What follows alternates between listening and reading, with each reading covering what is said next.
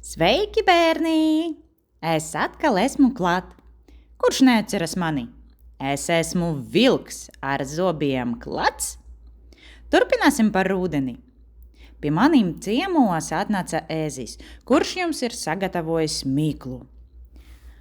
Atnāca bez krāsām un bez otas, bet pārkrāsoja visas lapas. Kas tas ir? Kurš zina? Pareizi, tas ir rudens. Rudeni, tāpat kā citos gada laikos, ir 3 mēneši – septembris, oktobris un novembris. Tu atceries, ka rudenī no kokiem krit lapas.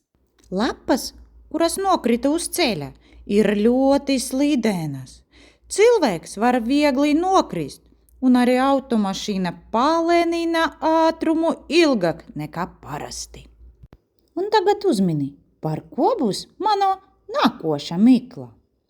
Tas skumji pil no debesīm, visapkārt slapjš un mitrs, no tā ir viegli aizbēgt, ja lietussargs ir līdz.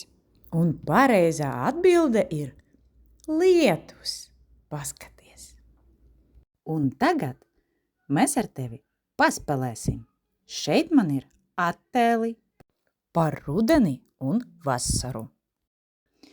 Tos būs nepieciešams sašķirot, kur ir rudens attēls un kur ir attēls par vasaru. Padomā, kad mēs lasām ogas? Kad mēs lasām lapas? Kad mēs varam staigāt pa peļķiem un vērot dabu, tauriņus, savākt skaistas lapas vai ķert zivi? Kura gada laikā mēs lasām sēnes? Šeit uz tafeles tu vari redzēt pareizo atbildi. Es ceru, ka tev viss izdevās un tu pareizi izpildīji uzdevumu. Tiekamies nākamreiz! Atā! Un neizmirsti, esi gudrs un mācies ar mums!